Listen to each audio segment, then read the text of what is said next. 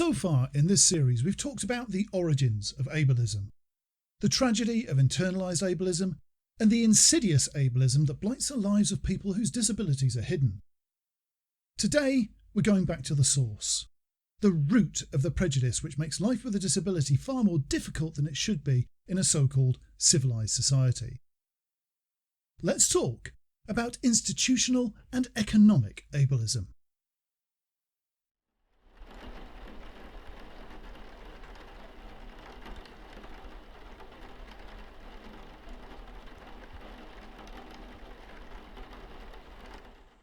Institutional prejudice is a hot topic, with the focus quite rightly being on how racism is seen in the structures which make our nations tick. It's seen in the disproportionate application of law, in medicine, in employment prospects, educational outcomes, housing, poverty, any function of society in which government or business have a large role. Systemic prejudice, as it's also known, is at the heart of every advocate and campaigner's agenda, because it's the most damaging expression of a society's double standards. It is the example set to the population by its leaders and its institutions, and followed by those who lack the moral fibre or the common decency to do better. Economic prejudice is the enabler which, as its name suggests, creates barriers to equality by deeming it harmful to profits or not worth investing in.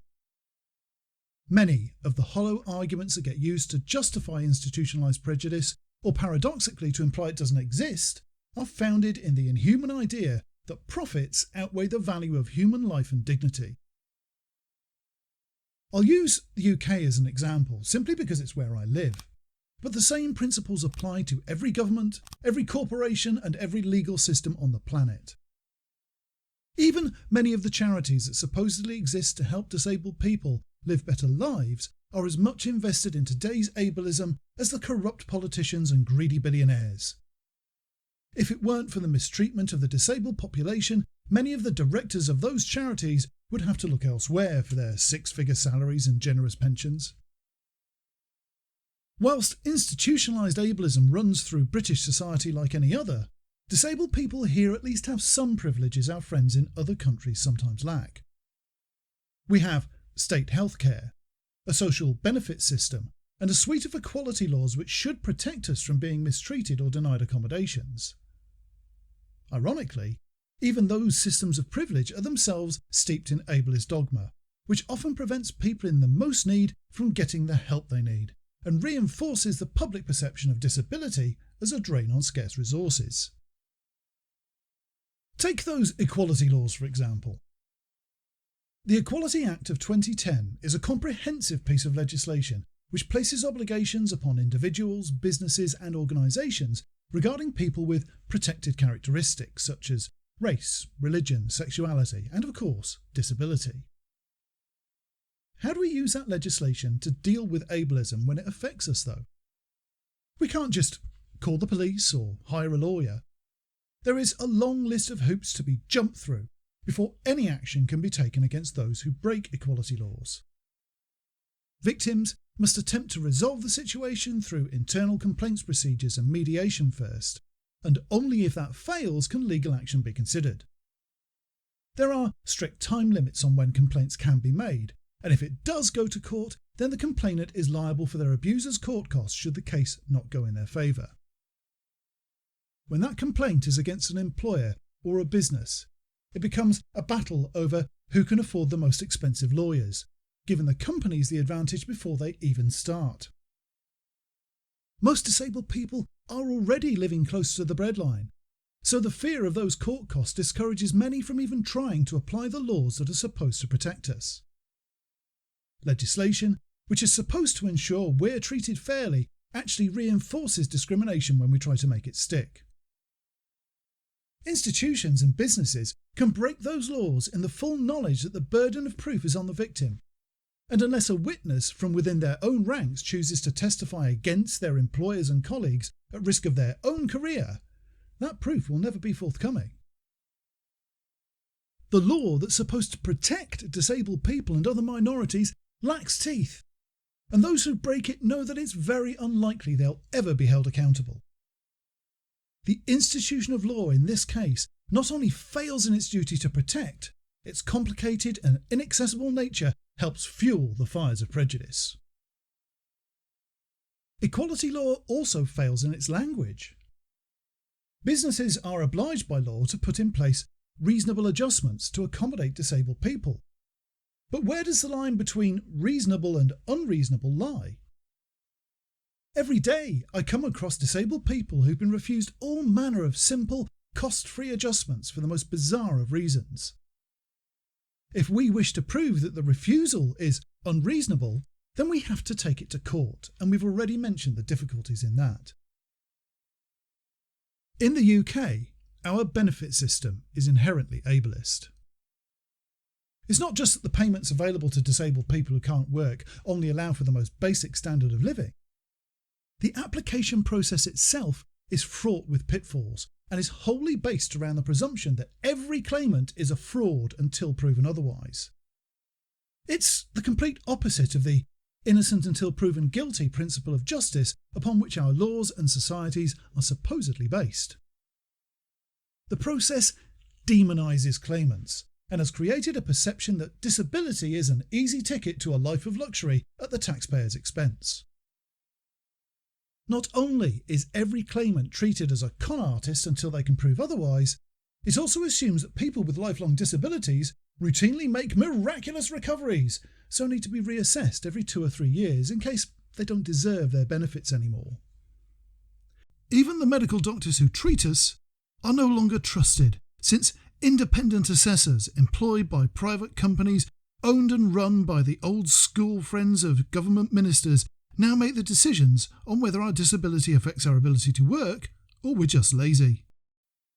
The system has become so biased against claimants that people have starved to death in their own homes because a corrupt, ideologically driven system wrongly declared them fit for work, whilst they physically or mentally unable to fight back. Others have chosen oblivion rather than go through the process again.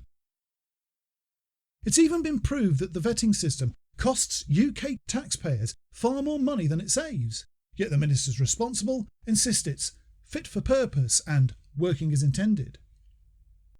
It led to the UK being condemned by the United Nations in 2017 for systemic violations of the rights of disabled people. Yet the only comment our government could offer in response was to label the criticism as offensive. It's in our legal system, where neurodivergent people and those with mental health difficulties are routinely wrongly arrested and often convicted because their behaviour or manner of speech isn't well understood by police or the courts. It's in a medical system that thought it rational to add do not resuscitate clauses to the records of thousands of disabled people as a response to rising COVID infections. Education fails us by still segregating kids who think or learn differently into special schools or classes where the academic expectations are way lower than those of other children. It's in social care that puts people in short-term care units that are little better than prisons and leaves them there to rot for years, subject to abuse and often drugged up to the eyeballs. And what about the charities that claim to represent the interests of specific disabilities, yet don't include those people on their boards of directors, who sometimes directly act against the wishes of those they claim to represent, and in some cases have been repeatedly exposed for allowing or condoning harmful practices in their facilities. In the private sector, businesses that are emboldened by the lack of repercussions discriminate against disabled people using economics as their excuse. Basic adaptations for disabled people like access ramps, wheelchair-accessible doorways and disabled toilet facilities are refused because they're not cost-effective, knowing they'll face no legal challenge. That's not small mom-and-pop businesses on tight margins, but the big players. International corporations and blue-chip companies that pay huge investor dividends and run by executives with offshore bank accounts. You could say that it's no wonder there's so much casual ableism in everyday life if that's the example set by those who run the very infrastructure we all rely on. And you'd be right. But it doesn't have to be that way. If you think it's wrong for disabled people to be treated as second-class citizens, to be subjected to abuse or barred from equal participation in life, if you don't feel comfortable with our rights being routinely trampled for the sake of profit, you can make a difference. Those of us who live in democracies can choose to make it important when we go to the voting booths. We can write to our MPs and representatives to make it clear that the rights of disabled people are important to us.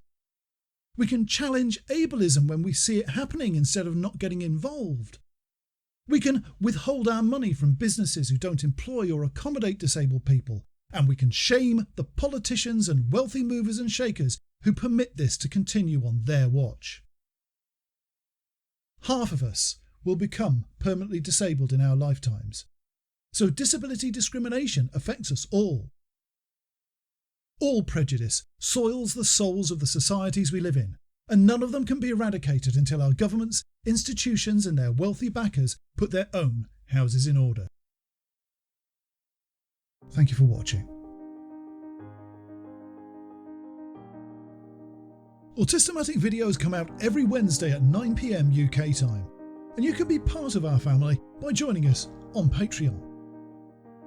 Patrons help fund future production and gain access to exclusive material for as little as £3 or $4.50 in the US per month. You can also subscribe to keep up to date here, or watch another video over here.